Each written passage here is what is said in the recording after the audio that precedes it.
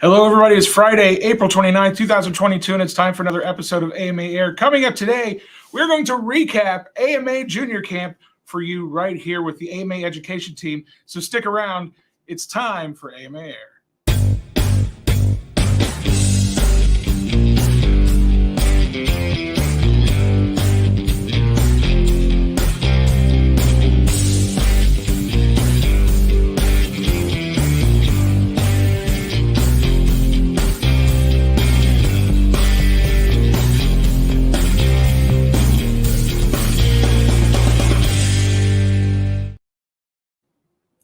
Hello, everybody. Welcome to a brand new episode of AMA Air. My name is Matt Ruddick, and I'm joined today by the Kyles, Kyle Jaracz and Kyle Thede from our AMA Education Department. Hello, guys. Thank you for joining us. Good to see you, Matt. Good to see you. Awesome. So now just a little point of clarification. I know some of you guys were expecting to see an interview with Red Jensen today from NASA's Armstrong Research Center. Unfortunately, due to some scheduling conflicts, he wasn't able to be with us today, but there's some good news on the horizon because we're going to talk to him next week.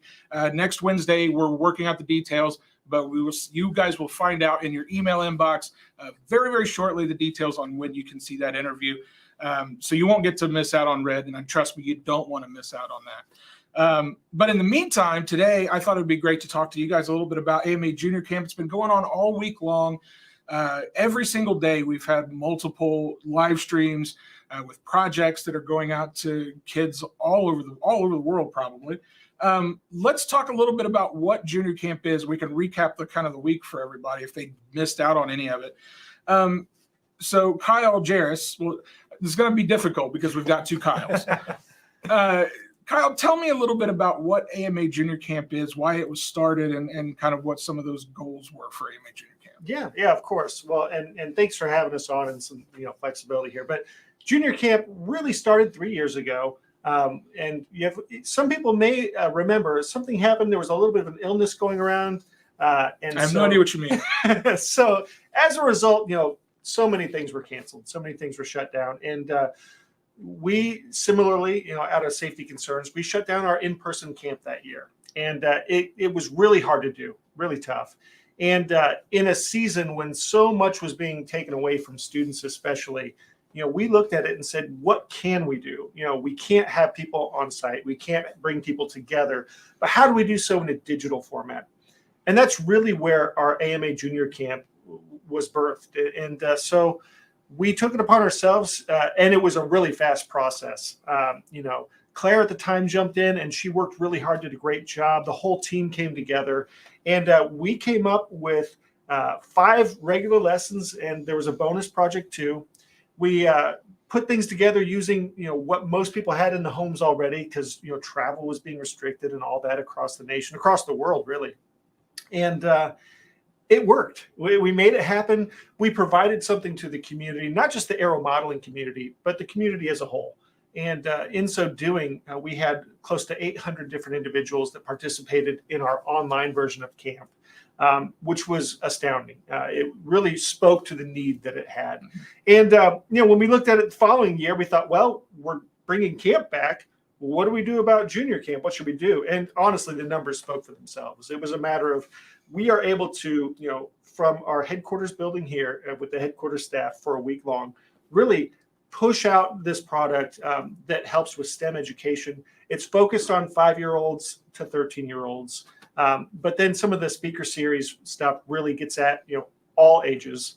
And it's a lot of fun for us. So that's something we've continued to do. And I mean, Kyle, you've been around for 2 of the years so far, 2 out of 3. So yep. You're kind of an old hat with this as well, right? Yep. I wasn't around for that first year. I had yet to join the AMA at that point, but I came on board in fall of 2020. And when I heard about this program, I thought it was a great opportunity. I thought it was a really cool thing that they were able to put together. And I jumped at the chance to be a part of it in 2021 and was looking forward to it right up until this week's too. Yeah.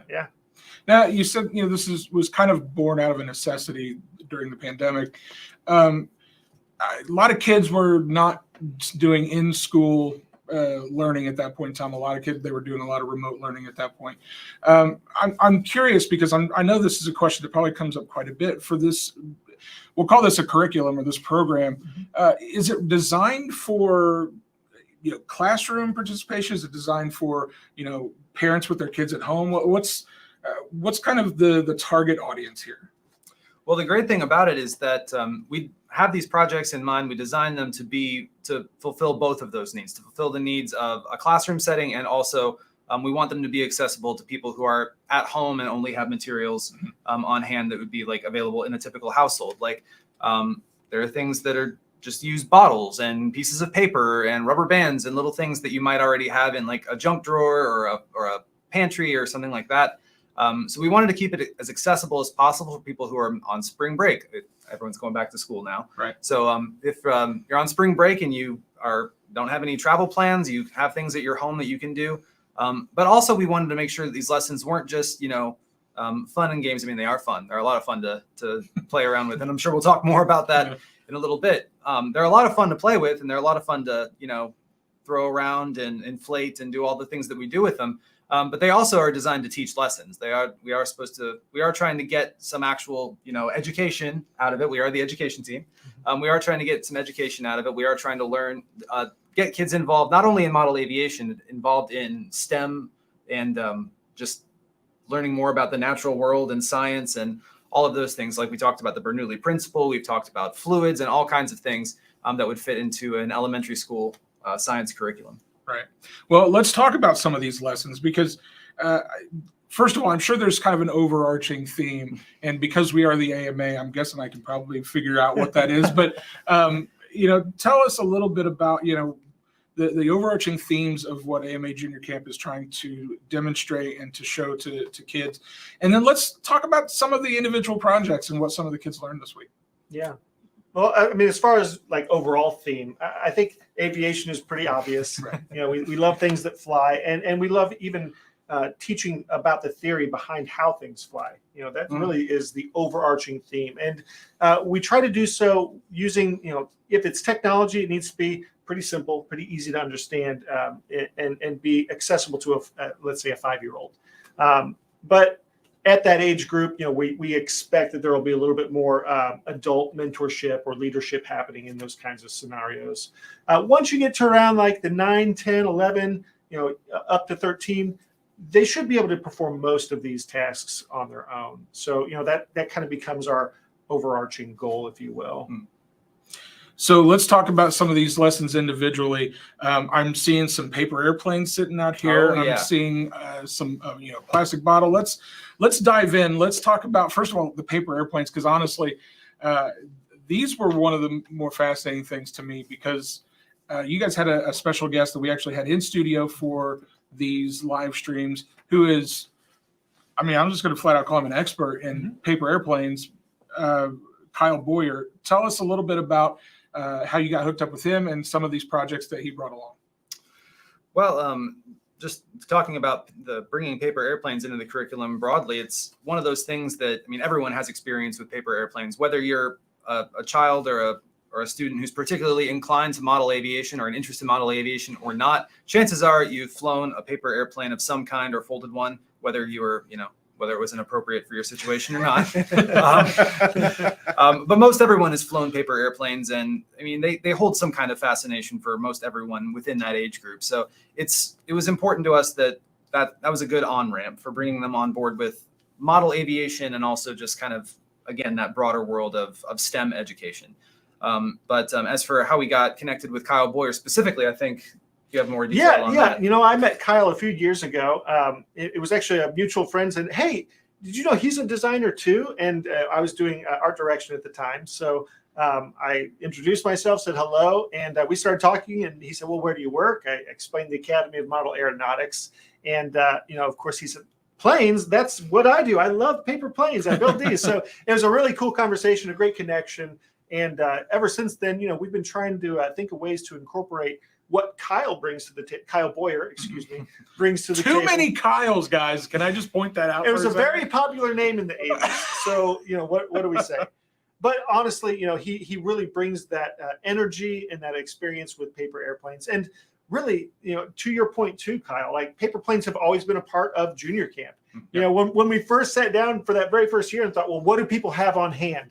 8.5 by 11 sheets of paper was one of those things. So we found a way to incorporate it. And honestly, as far as a really quick and easy way to get an aircraft built and find success that is accessible right off the bat, it really sets up the tone for what our junior camps are, I would say. And, to give the participants and even the instructors that opportunity to have initial success really fast, something that really works, that gives them that little endorphin push, and also gives them that inspiration to go on to the next day and the next day and the next day. Because quite frankly, as we figured this out, we've thrown some curveballs. We've added some interest in some difficult things. So, well, one of those curveballs, so you started out the week with paper airplanes. You also ended the week with paper airplanes, and one of those curveballs, which I thought was brilliant, I loved it, genius, was you guys put a motor on a paper airplane. If you guys have ever seen a paper airplane with a motor, I'm going to say you might be lying, because I don't believe you have, because I ain't never seen one. I'm just kidding, by the way. But you guys stuck a motor, an electric motor, onto a paper airplane, and that was kind of the closing project of the week. Kyle, tell me, what was that like, kind of coming up with, figuring out how we're going to do this and plotting it all together? Well, we were trying to figure out it's a cool thing to do. It's like you said, it's something that is kind of out of the ordinary, that maybe not many people have like specific direct experience with. But what we really wanted to figure out with it was what can we learn from this? Like, what does this actually teach a student how to do? Right. And it teaches them, things that maybe are a little bit more abstract, like we were talking about center of gravity, and we were talking about kind of more not obscure, but like more kind of elevated scientific concepts that are still very quickly accessible. You can still figure that out just using your fingers and balancing the plane on your hand like that.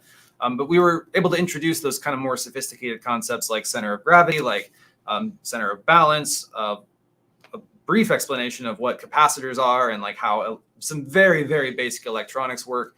And just kind of reiterate that theme of trial and error, and engineering is about problem solving and figuring out what works and what doesn't work, and how we can take what does work and improve on it to make something that is, what we're looking for. Yeah, and at the end of the day, you have a powered paper airplane, which I think is pretty unique and pretty awesome in and of itself. Now, there's one thing on this table that stumps me a little bit.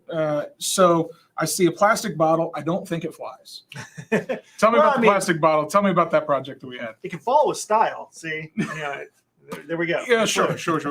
No, this is one of those that, a coworker of ours on the education team, Emily Rice, did a great job of trying to, how do we explain air density to kids? How do we explain that temperature, humidity are going to have an impact? And then also talk about, the carbon dioxide, what that chemical reaction does to volume, as it were, and to prove that air really is a liquid, or a fluid as we think of it, not liquid, fluid. So, it was a really interesting, and it was one of those two that, so I've got two boys, Caleb and Wyatt, and Wyatt in particular, my 9-year-old, really took AMA Junior Camp, to heart this year. And he's participated every year. Both my boys have. But this year he was really into it, right? Which was awesome to see and hear about. And I would get the texts afterward. My wife would, hey, look what he's doing. He's doing this. He's doing this is the thing that he had the most fun with, experimenting with that. And was surprising to me because, I kind of lean towards the things that fly. But he was really engaged and focused on learning how this dynamic works, to the point where I had to go buy more vinegar and to get some more bacon. Well, I think we all remember, when we were kids, kind of seeing the vinegar volcano or the baking soda volcano for the first time. Like, there is a little bit of an awe-inspiring moment, I think, when you see that reaction. So I can't say I'm too surprised by that. Yeah.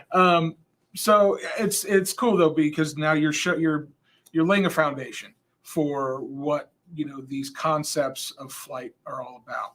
Mm-hmm. You also went to the other end of the spectrum, and this happened to be my favorite part of the week. You guys have watched AMA Air. You know that I, as well as Lee Ray, my co-host, who is not with us today, but he will be back on the next episode. We have been a huge fan of watching the helicopter that's on Mars.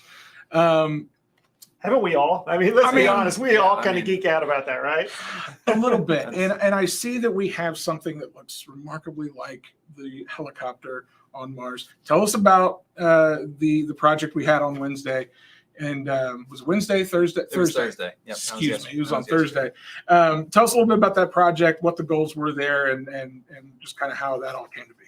Absolutely. So, I mean, yeah, we were all extremely excited about the Mars helicopter Ingenuity that landed about a year or so ago. That was all I was focusing on for a couple of days that year.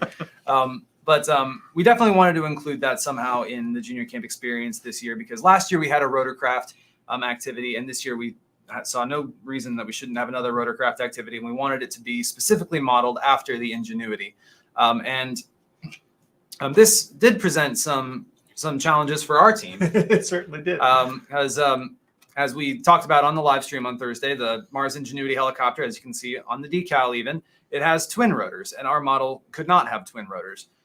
That's not really a part that exists within the rubber-powered model aviation community, which is, something that's we can work on that. Yeah. But so the challenge then became putting together a project that both was true to the spirit of the Mars helicopter itself, and also still provided a foundation for students to experiment, and maybe they could make that improvement, maybe they could make that refinement themselves, find that little bit of inspiration on their end.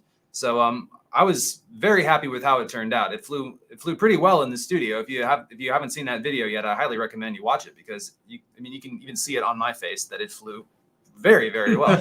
I was very pleased with this performance. So and this one, of course, you made some modifications to this one, Kyle J, right? Yeah. Well, and that's kind of what we were trying to get at with the students, with our junior campers. It was giving them, the basics, showing them how we've solved the issue, but also kind of giving them, that roadmap ahead that says, keep trying, keep tinkering. And, what is being an engineer, but trying something, thinking about it, ideating, going through revision after revision and getting better and better and better, right? Like that's how we all learn and how we grow. And quite frankly, this project in particular was no different, and and it was really fun too, because, I came home that day after work, dropped my bags off, and Wyatt comes and he's showing me, look what I did. So he had taken a Gwillows glider apart, and so he had the second rotor.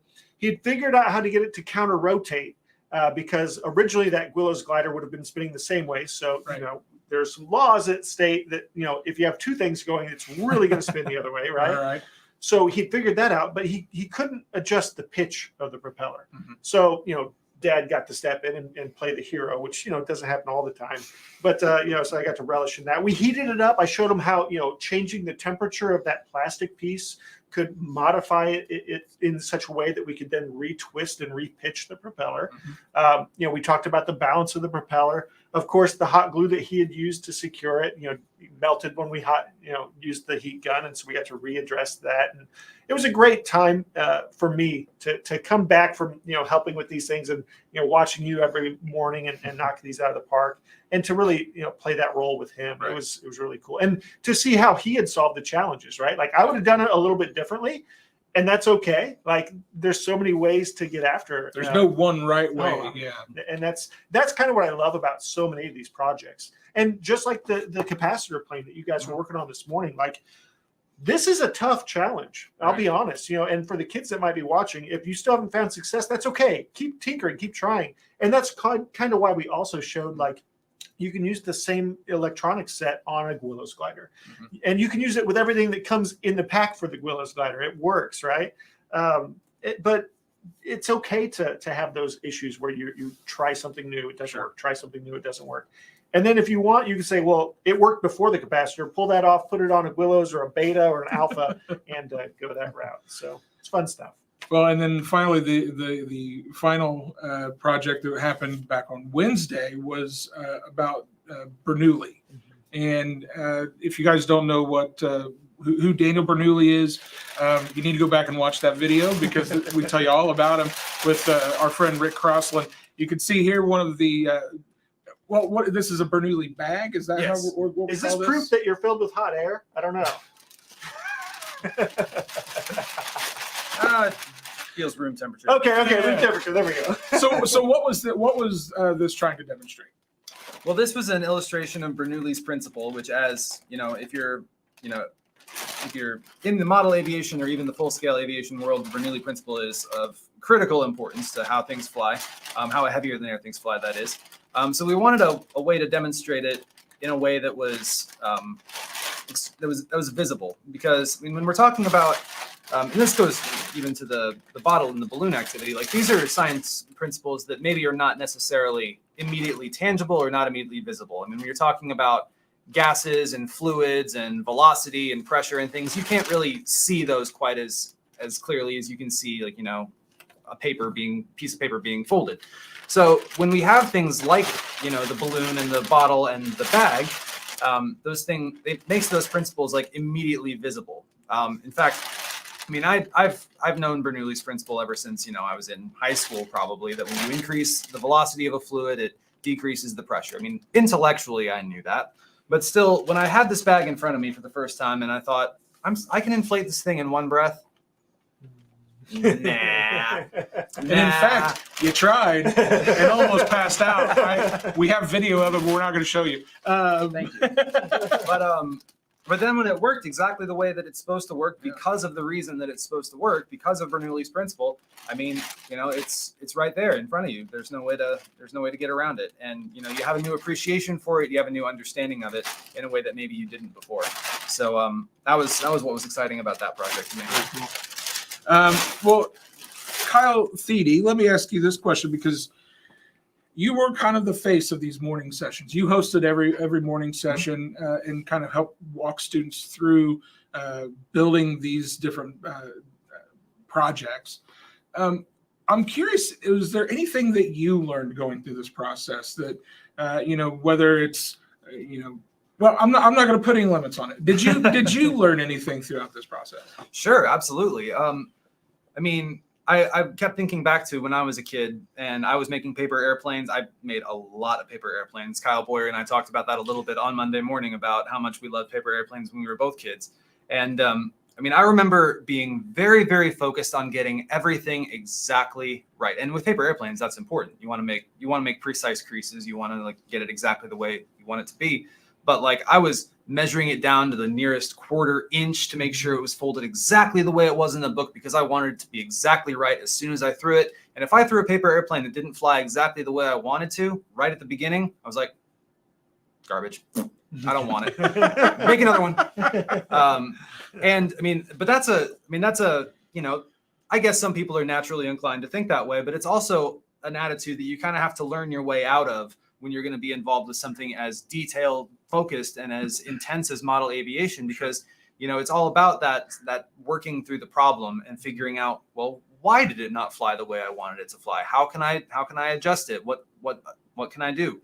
And I mean, that we've talked about kind of worked its way through a lot of these projects. It worked its way through the rotorcraft. It worked its way through the paper airplanes, like with getting the motor attached, because I mean, there was no instruction manual for this. It would have been way easier if I could have told our viewers this morning, okay, measure back, you know, 3/8 of an inch and make a mark. And then, I mean, it would have been way easier to do it that way, but that's not the way that the education works. That's not how you learn anything. So that's not how, you know, we demonstrate things like center of gravity and how we demonstrate things like, you know, trial and error and problem solving and how you actually trim a flying machine, because that's what this is. It's a flying machine. Mm-hmm.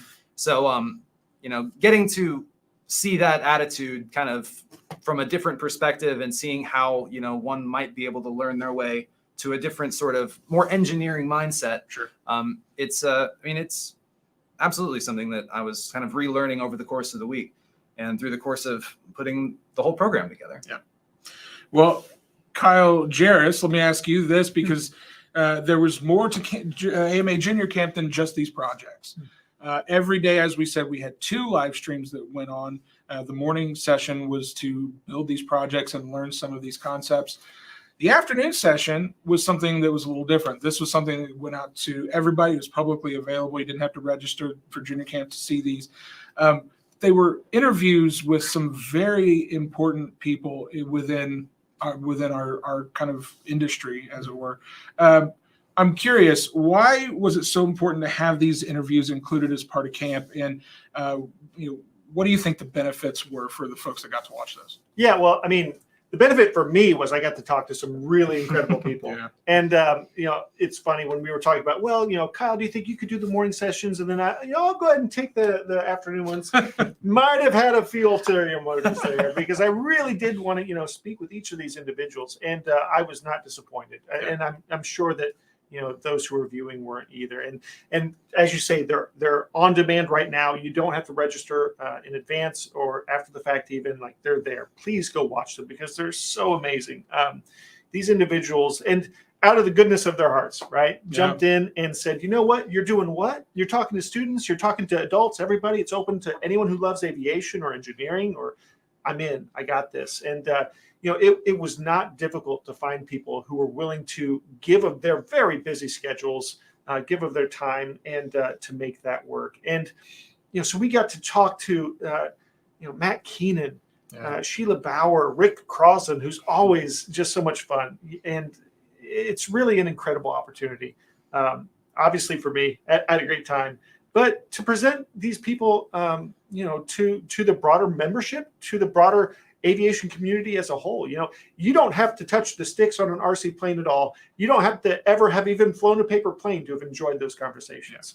But here's the flip side of that. I hope you were inspired to. I hope that those conversations inspired a deeper understanding and appreciation for what it takes to do the amazing things these individuals do. I mean, Kyle Boyer designs paper airplanes for a living. He thinks of different ways to fold planes. He probably wakes up in the middle of the night with new ideas, new locking mechanisms, new things to try.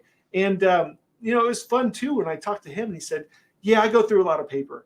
That means like he's learning the whole time too, right? Like he's out there, he's exploring, he's trying, and he's failing, and he's not afraid to fail. And that's one of the greatest things about Camp AMA is it's okay to keep hitting your head against the wall, not literally, Please not literally, but figuratively, and keep working the problem. And it was so incredible to hear from each of these individuals. And one of the recurring themes that I caught on to was really that they were all taking a very diverse set of experiences and using those experiences in different ways to look at problems from different perspectives, to find solutions that might not have been readily apparent to others. And, the ability to take one's life experiences, that's your life experiences alone. No one else has that same set of parameters to define how they solve a problem. And that's really an incredible opportunity that each of us has, regardless of the age. We're all a little bit different, and we're going to come at a solution in a different way. Yeah. It doesn't make it wrong or right, but it does make it pretty cool. Absolutely. Now, here we've got some good news for you guys. If you didn't if you didn't register for AMA Junior Camp for this year, you haven't exactly missed out yet, because people are going to be able to watch these on demand at a later date, right? Of course. Mm-hmm. Yeah, so that's the whole point, really. Yeah. I mean, the idea is, and Kyle, you touched on this perfectly initially, was this is for homeschoolers. Mm-hmm. This is for individuals, who are at home and they're looking for something fun to do. Okay, here's a lot of fun. Mm-hmm. It's for classrooms. It's all these people. It's clubs, AMA members. If you're doing a community event and you need some activities, we've got 3 years worth of videos, instructions, templates. It's free, guys. Like there's not even a membership paywall for this. Like, we are trying to inspire this love of aviation, inspire people's appreciation for aviation. And we do it with model airplanes, and we have a heck of a time doing it. It's a lot of fun, and it's enjoyable. Yeah, so you guys will be able to watch the morning sessions. They'll be available. They're PDFs you can download that are essentially the instructions for each project. There are flight kits. Are they able to still order flight kits for this year's? Yes. Sure are. Oh, yeah. Okay, so you can see the website down below at the bottom of your screen. You can go there if you would like to order one of the flight kits. So you don't have to use anything at home. Those flight kits come with everything you need to follow along with every project. And of course, you can watch the afternoon sessions anytime you want. They are available right now live on our YouTube channel. And I believe they are also on the project pages, if I'm not mistaken. I'll have somebody check on that, but you can certainly see them on our YouTube channel and as well as on Facebook.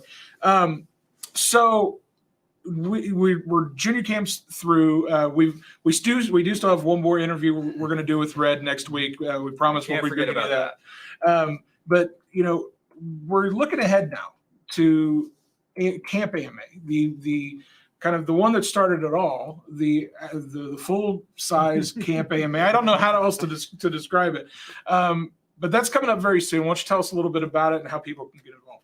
Yeah, well, Kyle, it's for ages 13 up to 17, and we're having a lot of fun getting things organized and ready to go with that too. We were really excited to bring it back last year, and you did a great job organizing a lot of those events. The activities with students. Heard from a lot of them. A lot of those students are coming back this year. Oh yeah, and that's exciting. It was a really cool experience.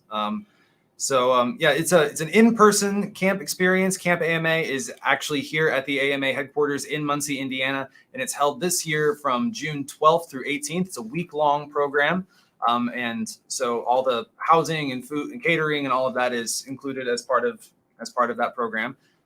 But it's a chance for younger modelers ages 13 to 17, right where junior camp leaves off. So 13 to 17 to come and share their enthusiasm and their experience with model aviation with each other, because a lot of these kids come from AMA chapters where maybe they're the only young student there, or their other young students are too far away for them to have a consistent connection with them. So getting them together in one place and giving them a chance to kind of share what they've learned independently with each other, it's really cool. Like getting able to see like how differently they approach problems and the things that they're able to come up with together that they maybe wouldn't have been able to do separately was really, really cool. I got to talk about the 5 scale beta, because so the AMA beta is our rubber powered model with like foam wings, and it's really, really cool. Great model on its own.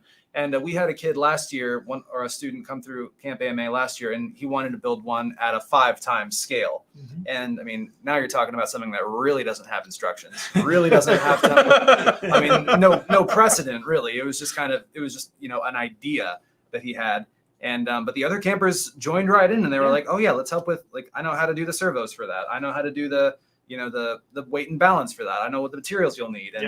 And we were kind of bemused. There he is. Yeah. There he is. Oh yeah. And so Kyle J and I were kind of bemusedly watching this from the side happening. We're like, all right. But it flew, man. I mean, it's the closest thing I can imagine to having been on Long Beach watching the spruce goose fly. Right. I mean, look at that. And that couldn't have happened without Camp AMA. And that's the maiden. That's the maiden. Well, maiden and only. Maiden and only. And you don't need to go into why it's the only. But I think there might have been an ESC that wasn't real happy about it. Yeah, we were kind of pushing that ESC. That's what I had. But that was really, really cool for me. That was like the moment that kind of summed up the experience and why it's so important that we can put it together. So I'm really excited that it's coming back this year. Now, when does the application process close? The application process closes on May 16th. Thanks for pointing that out. Yep. May 16th is the latest that we'll be able to make any kind of reservations. So if you're interested in Camp AMA, I highly recommend that if you have any questions or comments, concerns, reach out to education@modelaircraft.org, and we'll do our best to address any questions or concerns you might have. But we really hope that we get a lot of people out here this summer because, like I said, it's a really cool experience. Really cool things happen. And I'm really looking forward to it. Yeah. And I do know that, there are a lot of our district vice presidents who also sponsor kids to come to camp. So, while there is a cost involved, that don't let that be the reason you can't come. We can work on ways to if you've got a kid who's really wanting to come, there's ways we can to make that happen essentially. AMAflightschool.org/campama is the website. Where you can go to get more information. There it is at the bottom of your screen. I know I'm looking forward to that. Camp is just the fun and excitement that those kids have every single. I've never talked to a kid after camp who was there who said, "Yeah, it just was okay." Yeah, they all have a blast, and they make lifelong friendships. That's there's something to, being able to join together and do something that we all love and enjoy from different perspectives. Once again, there's some that do control line, some do free flight, some do RC, and that's okay. Like, we can all learn from each other, and it's an amazing opportunity. Yeah. Okay, so again, that deadline to register is May 16th is the deadline, and the program is the week of June 12th through the 18th. There you go. Okay, so that kind of wraps it up. Kyle, I'm sure there's some things that you really want to, some people you want to thank that kind of helped make AMA Junior Camp possible. Well, I mean, there's so many, but I'll try and hit them all. So, I want to take the opportunity to first thank those who've made it possible. Thanks to the education team, quite frankly. Kyle Thede, Emily Rice, Joel Brumley. Without their hard work, it wouldn't happen, quite frankly. So I so appreciate that. My appreciation also goes out to the AMA staff and the volunteers. They applied their considerable talents to ensuring the success of all of what the education department does here. And my thanks go out to them. Also, thanks to those who are on the broadcast in the afternoon: Kyle Boyer, Rick Croslin, Sheila Bauer, Matt Keenan, and Red Jensen. Appreciate each one of you. To the AMA Foundation, who graciously supports the programming, thank you so much. And a special thanks also to the AMA Legacy Society member, Don McWhorter, and his family. That generous grant really does make junior camp possible. And to the educators, parents, leaders, and supporters of quality STEM education across the globe, we appreciate the trust that you've placed in the AMA as we present junior camp. Thanks for using it in the classrooms, the community centers, clubhouses, living rooms, all the places that these kids enjoy. And to our students who've built, tinkered, explored, and enthusiastically stretched your wings during junior camp, take what you've learned, apply it to all you do moving forward.